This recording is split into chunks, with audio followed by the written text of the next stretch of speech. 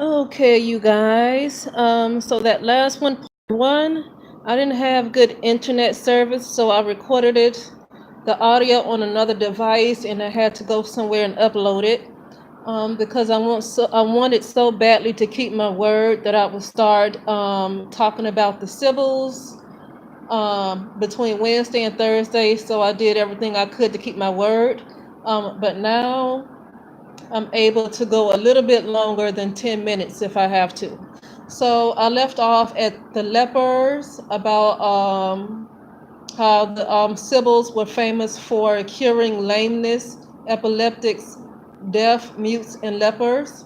This is still the forward that I'm reading. Most people don't start reading from the forwards, they do chapter one, but I just feel like this is a lot of information. So I'll start here. Sybils' divine oracle basis for Western Bible. However, the Sybils' most significant contribution were their famous oracles containing the divine prophecies that they would utter in trance possession. These prophecies would be carefully written down by their assistants and compiled into books. These prophetic proses were the basis for Greek and Roman tragedies and plays. These prophetic books were later collected by the Roman authorities and soon became the sole and undisputed precursor to the Western Christian Bible, and would later lay the ecclesiastical foundation of Western civilization. I'll read that part again. These prophetic books from the Sybils were later collected by the Roman authorities and soon became the sole and undisputed precursor to the Western Christian Bible, and would later lay the ecclesiastical foundation of Western civilization. Over the millenniums, other Sybil prophecies, oracles, and revelations were systematically retrieved and purchased, stolen, or haphazardly collected by various means, all throughout the ancient world where their temples existed. It was these books that would later be plagiarized, revised, or altered and compiled into one holy book.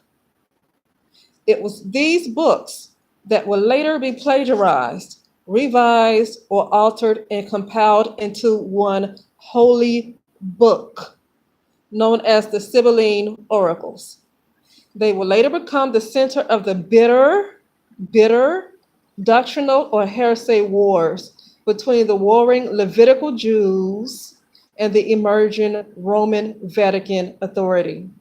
As the African matriarchal power began to decline and her colonies taken over by foreign conquerors, it was the thrones and sacerdotal power and prophecies of the Sybils that was stolen from them by the emerging Roman Church. Their religions were later labeled as pagan, heathen, under a now racialist Roman authority.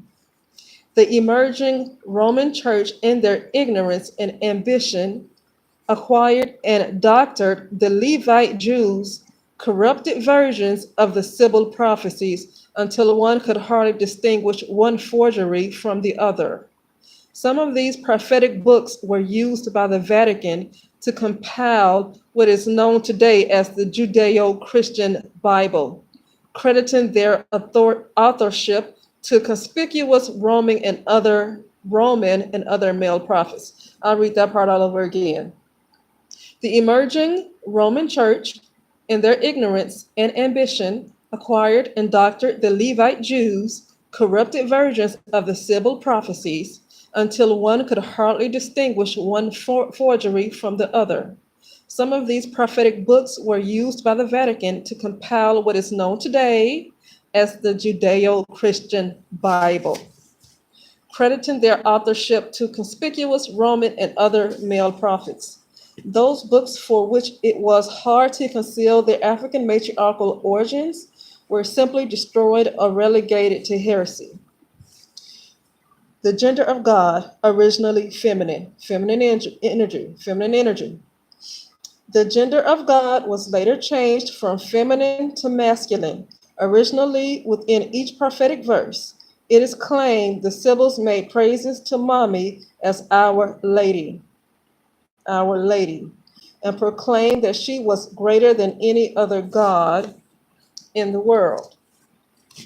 Roman Senator Cicero writes that the last three books of the Sibyl Hierophant were deliberately burned in a fire by Roman governor Stilicon the tyrant.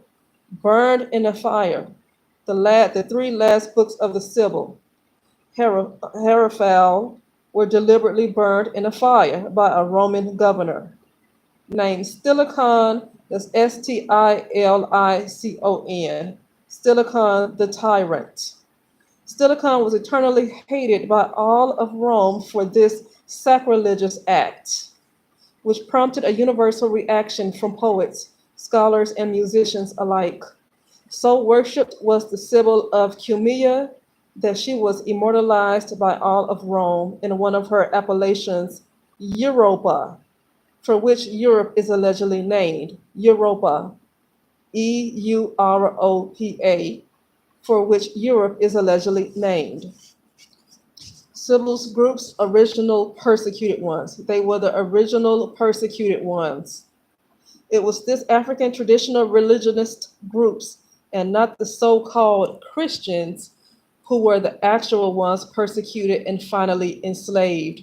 It was the Sybils' style of prophecy and magic that will later be imitated by a militant faction from these patriarchal Levitical groups whom, envious of her global positioning, rebelled the divine matriarchal orders and seized their temples and overthrew their priestesshood.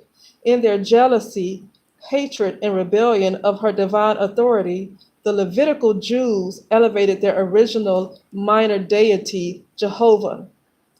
I'll read that part again. In their jealousy, hatred, and rebellion of her divine authority, the Levitical Jews elevated their original minor deity, Jehovah, as an insult to her. Together, Jehovah and his patriarchal clan usurped her sacerdotal and secular power, and from that moment on, they have worn it as their own. Millions of her people were murdered or enslaved, and millions scattered to the four winds all across the world. Sound like slavery, okay? The historical evidence shows that it was these groups and not the Christians who were the actual ones persecuted and finally enslaved. The New Testament is actually a historically chronicle of the final destruction of all remnants of the African matriarchal authority.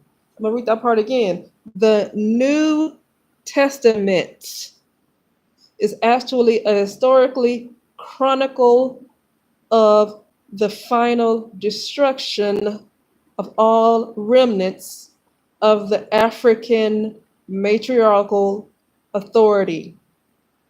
Books that were politically and not divinely inspired, which is why the Levitical Jews, enemies of the Roman Church, refused to recognize them as authentic. Okay, Sybils traditions live on in West Africa. Okay, so the history of the Sybils is not entirely dead. She puts in West Africa there lives a matriarchal order of women who call up the dead. Many lineages of these women were also sold into slavery in America.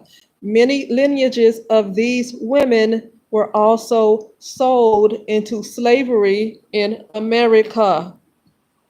Many Black women are born not knowing that their suffering stems from their disconnection with their ancient rights and spiritual duty to continue the work of their ancient mothers. The suppression of the ancient history of the African matriarchs and their contributions to world religion, magic, spirituality, and prophecy is one of the greatest cover-ups and divine tragedies in human history. Okay, so that's why I've been saying so many times, this is the reason why people hate to see black women rise. When it look like black women, too many of them are starting to rise, then people go crazy. That's why when somebody uplifts black women in public, like say like LeBron James, I know he's a black guy, but he's just an example, or even some white guys. Anybody who wants to uplift black women, you notice it's a problem, and it's all dating back, really further back than this, but mainly this right here, because this these women had all of the resources. Most of them, a lot of the black matriarchs had the resources, and the matriarchs were usurped. So it's a threat to allow her to rise back to who she once was. But there, black women are rising anyway, the ones who are going to make it. And this is not to romanticize anything from the past. The thing is that since it's no such thing in time, there's only cycles. That type of energy is just coming back, so it's not really romanticizing it. It's that energy is coming right back around again. That's what's happening. Okay, and that's why a lot of people are awakening. That's the reason for all the bashing online, is to help certain black women wake up, and certain black women won't wake up. But it's also to expose a lot of black women who are treacherous. I mean, these black women who seem to be asleep, like some of these pro-black women, and we want to keep calling them asleep. And no, they're treacherous. They are one of the rebellious ones, because a huge part of this matriarchy fallen are what you call it, renegade Sybils. And hopefully we'll get into that later on in this book. But it was a lot of renegade Sybils that were the reason, and raising up their sons as to be worshipped as a god. It started with them doing this. Okay, they raised up their son, and it was for that reason that started the fall of matriarchy. So a lot of these ladies who ain't gonna make it, that people want to call sleep, they might not be meant to wake up or come out of their own mind, because they are part of they were part of the fall. They were part of the reason for the fall, along with a lot of these guys. But all of this is happening to cause a separation, is to bring about separation, and get back to the order, to divine order. Okay. But anyway, I'm gonna stop that here. I don't want to go on too long. So I'm gonna read some more in the book. I'm not going to read the whole book, of course, but I just want to read some more main points that just stick out. Okay. And with that said, I'll talk to you soon.